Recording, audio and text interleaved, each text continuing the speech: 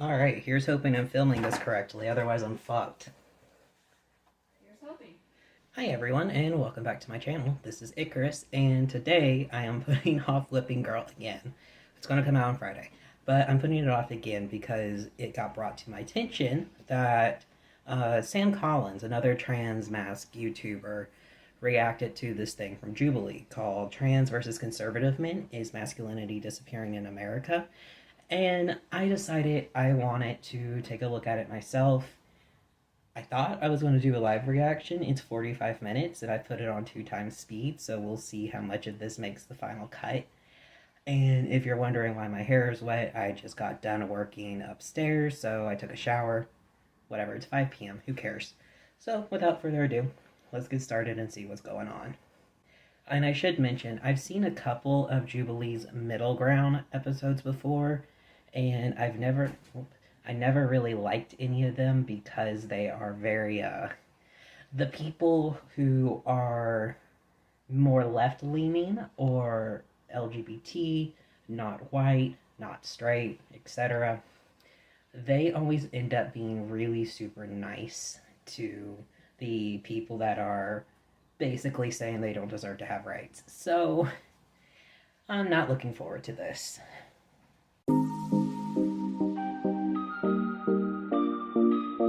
Wait, he just compared Sean Connery to Harry Styles. That's hilarious. They're not even the same thing. They're different things, right? Sean Connery's an actor Yeah, and he's an asshole, right? Sean Connery's James Bond. Yeah, so he's an asshole. I've heard about that about him, I think. I don't think I've heard that about him, but I also really haven't heard much about him and the fact that he's Sean Connery, you know. But yeah, comparing an actor to like a pop singer. Not quite the same thing there. Also, isn't Harry Styles like actively gender non-conforming? Yeah. Lord, okay.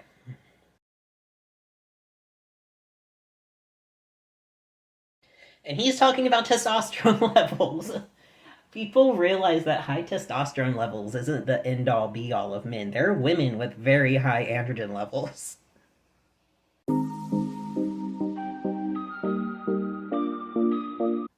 Name, just because I feel like I'm giving into the narrative that men can be women, women can be men if I use the You are transphobic, okay. pronouns that they want.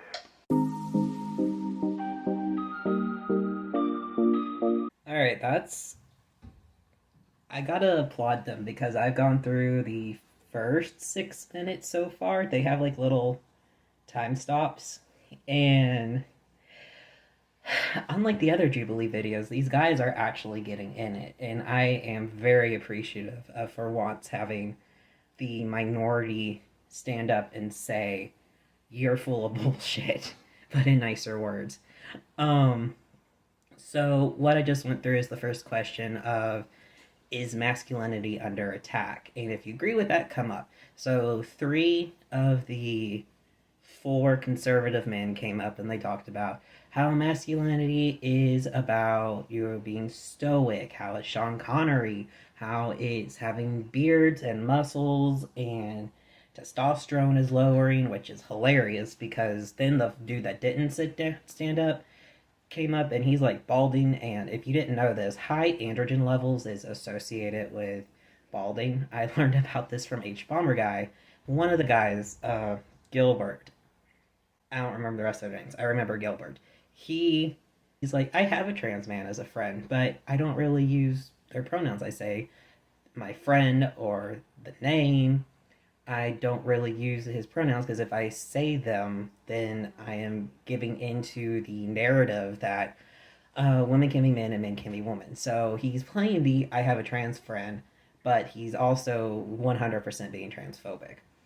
And unfortunately, we have the very classic derailment from is masculinity disappearing to do women have rights? Are they empowered in this day and age? And I feel like the trans side of things got a little distracted by that because unfortunately it's pretty much ingrained in any decent left-wing feminist that they need to defend the fact that women are disempowered, people of color are disempowered. They can't ignore that. They have to talk about it, and it's so easy to get us derailed that way, which is why I I exist the way I do now. There was some talk on the trans side about how women are exploring their masculinity. They really didn't talk about how trans men embody masculinity. And that I find frustrating because it would have been a fantastic time to be like, hi, I am a dude. I am big. I have a beard. I take testosterone. I have decent testosterone. I am embracing these ideals that are founded in masculinity. And I do not see the fact that men are also embracing femininity and that women are embracing masculinity, or there's people that are rejecting both, is necessarily bad. These ideas and concepts that we have always put into masculinity, from physical traits to morality to emotionality, some of them are actually extremely harmful to men, and some of them not all men need to embody. There's also like a Christian fundamentalist dude. It's bizarre to see a conservative gay man, but of course he's white. This is why people constantly put down gay men, because the white conservatives come out and they're like, oh, I've assimilated, everything is fine. And he's also the one that's like, you think women aren't empowered anymore? But that's neither here nor there. I'm saying that the trans men already lost one just by not keeping things on topic about masculinity and instead talking about women's rights. So let's go on to the next question.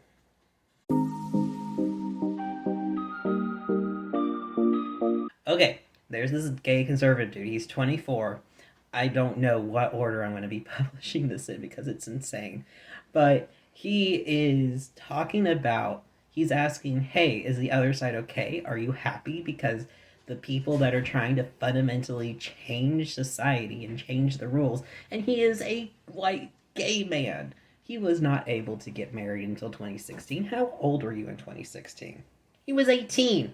Okay, so he's been able to get married his entire fucking adult life. Why do you think that because you, as a gay man, can now get married, can now have these rights, can now stand up and talk about shit, you are part of the country that decided they didn't like this whole taxation without representation bullshit and fundamentally changed all the colonies to independent states. And he doesn't think it's okay to bend the rules. If we want to fight for acceptance, we need to start with acceptance, which is accepting society for what it is.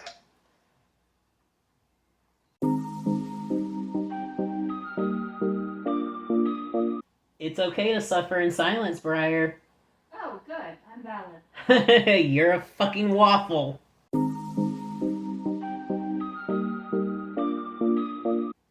We didn't get as much into that question as the others, but it was about there's a right and a wrong way to be a man. The only two people came up, the fundamental Christian. I'm considering a fundamental Christian because of the way he's talking. And the gay man came up. And they didn't... What I'm sure they're cutting this down because, of course, they have to, like, reset them and everything. But they're not really going too deep into it. The dudes are like, no. And the other dudes are like, well, no, but see, it's more like this. And they're not really getting into any specifics, which is frustrating to me because the gay guy, Clarkson, is like, so there's a right and a wrong way, and you're wanting to change things. You don't, it's been fundamentally the same. And then the other guy's like, no, it's okay to change stuff. And it's like, no, we're talking about, why do you want to change it? We're talking about qualities. And then Brandon, the gay, that not the gay guy, the conservative black man who is actually older than me, is like, crying is feminine. So, congratulations, everyone who doesn't cry. You were more masculine than me.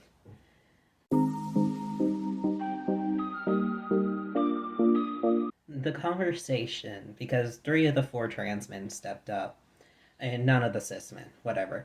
They were talking about living, especially the guy that looks a bit like my dad, is talking about being women who are now men.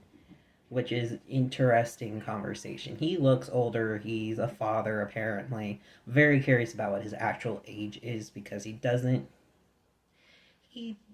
I'm judging a book by its cover, but he doesn't seem like someone who is as terminally online as me and some of my followers are.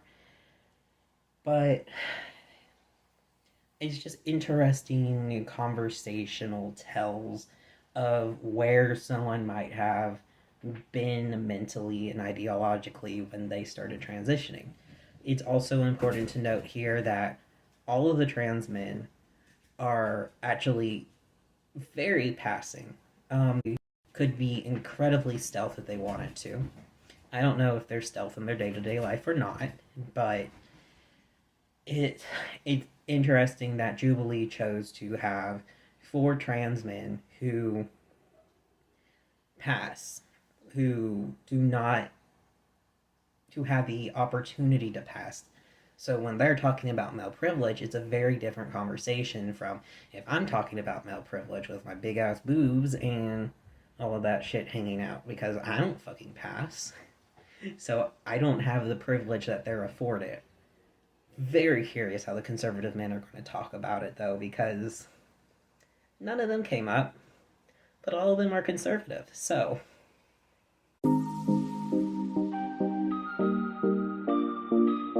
I'm stopping again before Brandon or what his face.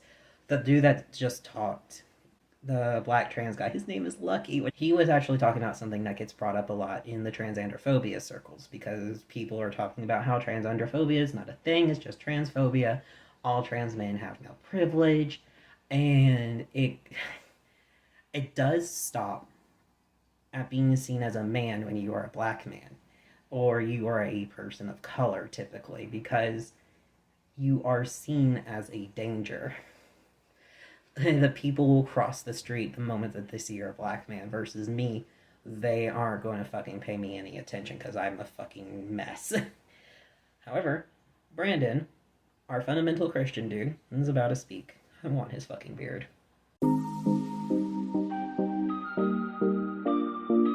Oh my god.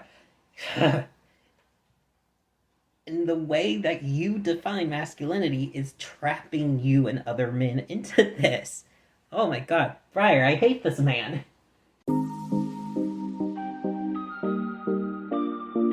I hate that I'm agreeing with Clarkson that it's very subjective.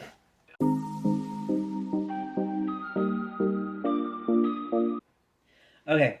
Fuck. Alright. This is another mess. I have male privilege. That's what the prompt was.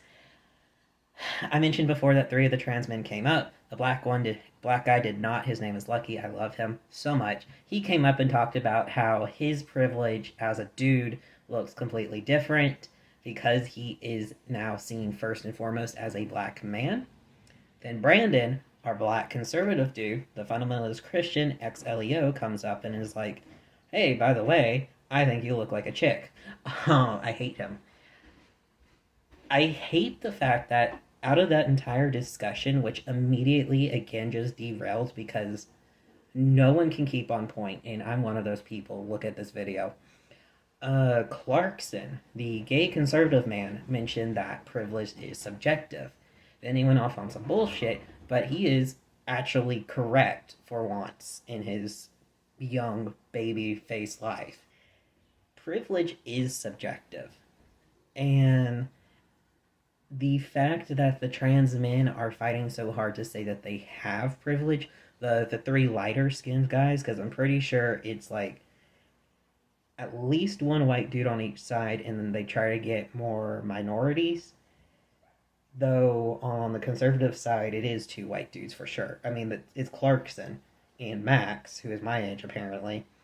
And then privilege is subjective. There is no least or most oppressed unless you are looking at like the absolute leaders, the 1% of the 1%. They are the ones with the highest privilege, and then it doesn't even matter what skin color or gender you are, because then you have the money, you have the power, and the people that have the money and the power tend to be white. because of how society has built itself over the past few centuries. But yeah, at the end of the day, that was an entire mess. It was non productive. In fact, I would say it's negatively productive because the only thing that came out correctly is male privilege looks differently by how you look, and privilege is subjective.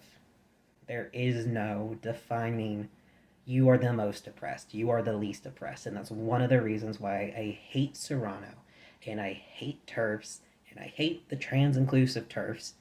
Let's go to the next one. Biology determines gender. How many of these conservative men will come up? Oh, also Max's question about like why would you want to transition when things are more equal than ever before? That is something that a lot of the self-proclaimed Badals and stuff will talk about because of they think that transitioning is a choice and it's an escape of oppression to privilege, even though they're trans women and they don't think that they're getting into privilege, they're becoming the most oppressed. And yeah, I'm sure you know how I feel about it, but transitioning and realizing that you are transgender or you are not the gender that you were assigned with at birth, be it you were born intersex but you got coercively reassigned, or you were assigned one way but you don't really feel like you fit that gender, but you don't identify as trans, etc., etc. It's not a choice. It's just the way that you are. And even if you're someone who is like doesn't feel like they fit into the social roles that they see women and men being fit into, and you choose to be non-binary, it's still not really a choice because what's happening is society has dictated to you that you are supposed to be this certain way and you don't agree with it, even if in the society in the way that you grew up was the most gender neutral. Everyone treated you however you wanted. Your parents respected you if you were born a boy and you were raised and you're allowed to wear skirts and play with Barbie dolls and have feelings and cry, as well as play football and all that stuff. You can then still look at the roles that society has given you and how you were treated growing up and how you're treated in your day to day and be like, you know what? This doesn't fit me. This set of pronouns, this name, these standards that have been set by me growing up, by the people around me, they don't fit me. And it's not a choice. It's you realizing that you just don't fit those shoes. And it's okay if you don't fit any of the shoes. Sometimes we need new shoemakers, and that's alright. So we'll go to the next one now. One of the trans dudes came up.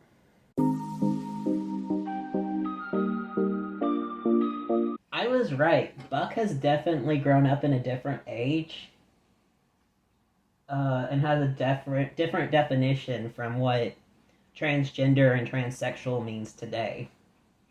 Okay.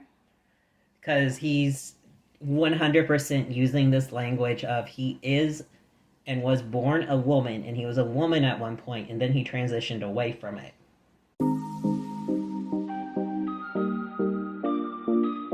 Alright, so that was the biology determines gender question. And we had one of the trans guys come up.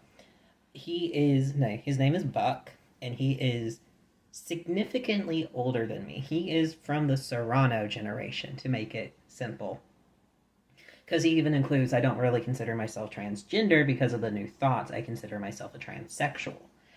So I'm not surprised that he jumped up because, again, he's from Serrano's generation. They have a very different relationship with how they started transitioning versus younger people. Like, he's been transitioning since 1993. That was the year I was born. And yeah, it doesn't surprise me all the conservative men came up at that. They were, my favorite thing was Lucky saying does your penis make you a man? And all the conservatives started to agree before they realized what they were agreeing to. And they had to stop themselves and be like, no, you're trying to put this on a spectrum, but it's not. Except they're wrong. Biology is a scientific thing, but that means because it's science, our understanding of it can evolve and change, and we have to go with those evolutions. Now, that's actually a big reason why a lot of Christians have issues because they learned that the world is like millions of years old and the dinosaurs weren't there with Adam and Eve and they can't accept it. So they become young earth people and then they end up being flat earthers and all of that bullshit. But in this case, we're looking at biology and we're going past the sixth grade level when you're 12 years old learning about frogs and shit for the first time. And you learn that, yeah, it's actually a spectrum. You don't have to have a Y chromosome to be a man, you don't have to have two X chromosomes to be a woman. You could have extra chromosomes, you could be missing chromosomes. If you are an XX man, you can actually have children, and your children may end up sterile because they're all mini X's, but it is possible to be a XX man and to produce offspring. And they have been doing this in rats for a while, where they will change the DNA sequence or they'll turn on and off different things so that the rat is an XX. I was looking this up because I have an idea for a story that I've been talking about on Tumblr, but that's not important. So, them saying you're trying to make it a spectrum when it's not is factually incorrect. And this learning that Buck in particular is older, he's in his 50s, he's been transitioning for as long as I've been alive. This explains a lot about the language that he's using. So that's interesting. I just find that I was able to pick that up. And that makes me wonder how much older texts I've been reading lately to be able to pick up that the language so quickly. So this was the should children be allowed to, was it medically transition? Children sh- Children should be allowed to transition. And Buck came up with the people that were like, no, they shouldn't be allowed to medically transition. Again, he's from Serrano's age. He is old. However, I do disagree wholeheartedly with what he was saying because he was agreeing with Gilbert, the very young conservative dude wearing the American flag on his suit. They were talking about how puberty blockers will damage the person's mental development. And there's not enough research into it, except puberty blockers have been used plenty of times on cis children. And while there has been some issues, it's on an individual by individual case. And the biggest, most common issue is a loss in bone density. Typically, if you're on it for long enough, and usually what people are recommending when they're recommending younger people go on puberty blockers is it gives them like an extra year or two, not using it until you're 18 sort of deal.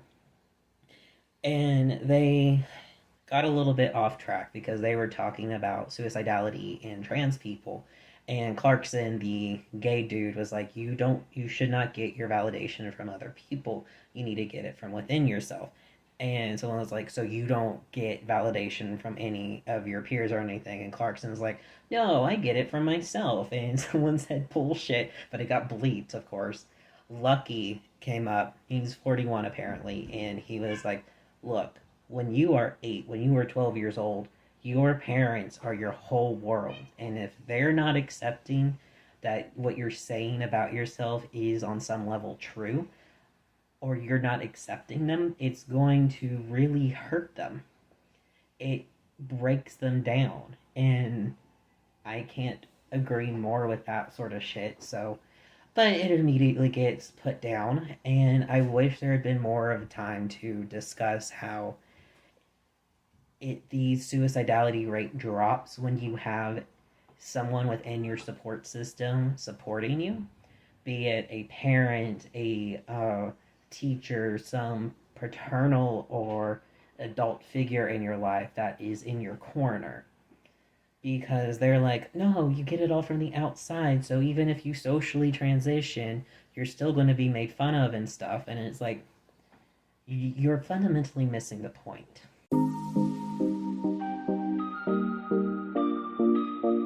All right, so talking about the father figures is not going to be much. I am just amazed that Gibby, who I think is the youngest one and the earliest in his transition, and I actually have very similar father figures with our dads being Marine Corps, toxic masculinity, and I know, even though I no longer talk with my dad, that he has actually changed a lot. I think he's gone on medication and that sort of shit, but and he was the more accepting of my parents initially. He got cut out of my life for completely different reasons.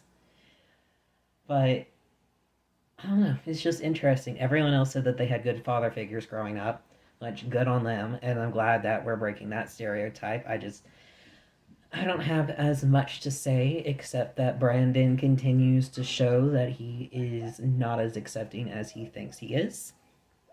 Gilbert's doing a little bit better, even though he's the I have a trans friend, but I'm a transphobe deal.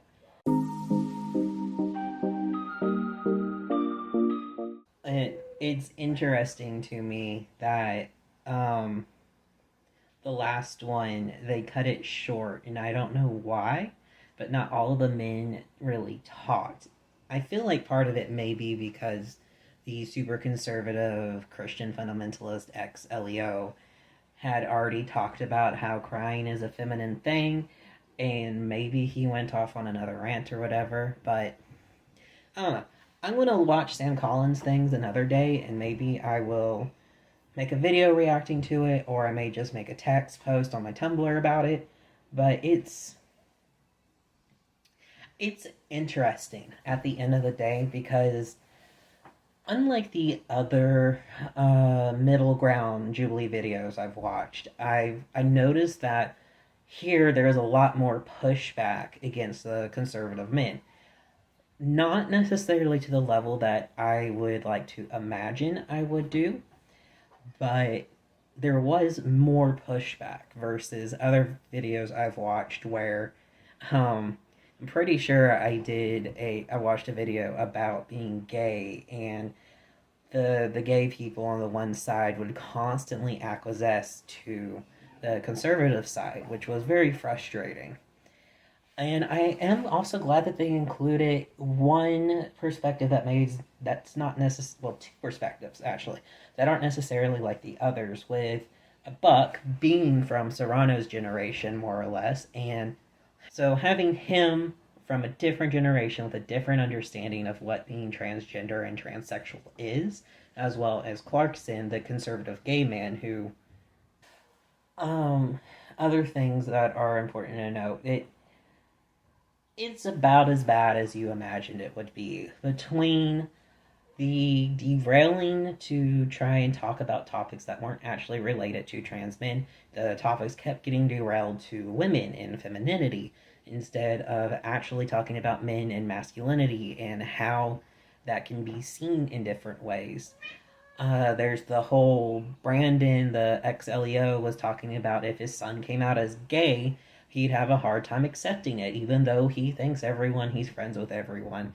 And Gilbert, the dude who has a trans male friend, but refuses to use his pronouns to the point where he uses gender neutral pronouns to try and talk about him, and works with children, therefore he doesn't want children to go on puberty blockers and has a fundamental misunderstanding of what it is. Um, Bucks bullshit, because let's be real, if he was Serrano, I would be very harsh with him, but to be very harsh, he clearly is coming from a different time. He does not agree with medical transitioning with children, not surgical, medical. And he is the exact same going with the small children route, not thinking about the fact that puberty for some people doesn't start till they're 12 or 13 years old, and that these have been used on people, and him saying biology and gender are innate in some ways and agreeing with them and going with the division instead of realizing that there is a spectrum. And I wish those things would have gotten brought up. I wish there would have been a redirect on the what is masculinity being appropriated, that sort of thing. But I don't know. It was, yeah. I feel like I've come out net neutral on information. I'm not pissed, but I'm not exactly happy with that experience. And I'm going to be really angry if I have to re record this entire thing. So, that's going to be it from me today. Hopefully, my phone recorded all this. It's going to take it a fucking year to upload so that I can edit it. But other than that, I guess I will talk to y'all Friday. Finally, about Whipping Girl Chapter 8, unless my rabbit hair brain goes off on somewhere else. Bye.